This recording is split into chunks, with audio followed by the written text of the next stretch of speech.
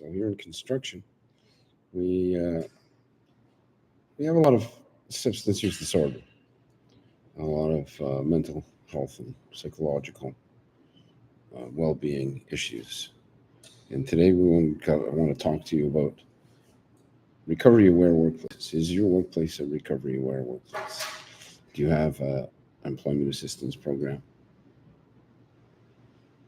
Are you unionized out? If you guys are unionized, then you have shop stewards unions are recovery-aware. Unions have help for those that are suffering not only substance use disorder, but any other mental health issues. And that's what we want to talk to you about today, about how are we going to deal with these mental health issues in the workplace?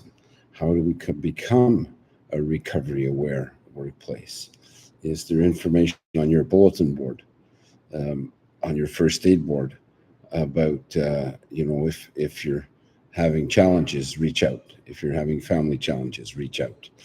And here's a number to call. And psychological well-being is a big, big thing. We're going to be talking more and more on that. So subscribe to Marquee Safety Systems, www.marqueesafety.com is my website. My name is Paul Marquee.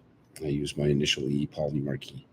And I'm the principal at Marquee Safety. And I'll be bringing you more and more about recovery-aware workplaces, about mental health and substance use in the workplace, about psychological well-being. And we're going to talk about solutions. The keynote, my prime keynote on overcoming adversity and how there's success in the ones that recover, in the ones that overcome the adversity of mental health issues, of suicidal ideologies, and, the ones that survived attempted suicide tell us that they really didn't want to die. They're reaching out for help. When we see people that are struggling and suffering, and if your colleague doesn't look well today, talk to him, ask him just to talk. Sometimes all we need is someone to talk to, someone that'll listen. Try to listen with empathy. Don't jump to conclusions and create answers. Just listen. Just listen. Be there for them. And, and if they're really bad, well, report it. Report it to your supervisor. Report it to your first aid attendant. Report it to your union rep, your JOSH committee representative. Here in British Columbia, or in most of all of Canada, we have joint occupational health and safety committees. You don't have that in the States. So in the States, go to your union rep if you can't. Go to your first aid. Who's your first aider? Who do you have to talk to? If you have a union, then you go straight to the union rep. The unions have, excuse me, my nose is itchy, and I'm going to keep going anyway.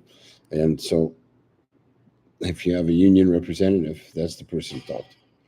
If you have a first aid attendant on your project, if you have, go to HR. Even if you don't have an employment and assistance program, go to human resources, because they know where to go. They know what to look for. And or just one day ask, if you're curious, go to HR and say, are we recovery aware? Do we have, for those that might be suffering here in my company, do we have resources? And if we don't, let's get some information. Let's find out what we can do to help our workers when they're down and out, when they're someone's reaching out for help. We have to be there for them. We have to make sure that we're there for them. And yeah, that's what it's all about. It's all about being sure that we're there. And the last thing we need is more suicides. We can prevent these suicides by just being there for these people. We can prevent people having breakdowns, having nervous breakdowns, having anxiety disorders, living with deep depression. It's just an awful thing, and a lot of people turn to substance use, alcoholism. And the alcoholism is defined as not someone that just drinks a little bit too much on the weekends. Alcoholism is well defined in DCM-4, or is it 5? I'll get the information. I'll let you know in the next blog. And so in the next stream, we'll talk about that in further depth. But alcoholism is a state, is a condition when a person can't stop, no matter how much they try. They can't stop. They've lost the ability to stop, to end the thing, and so they drink more and more and more and just can't stop. And we'll talk about that more in the next thread. So that's enough for today.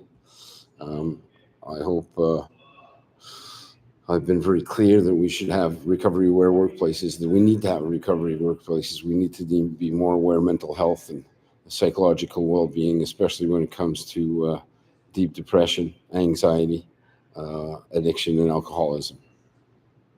Become recovery-aware. For more information, call 604-889-7140, marquisafety.com. I'm Paul Marquis, coming to you live from Vancouver, Canada.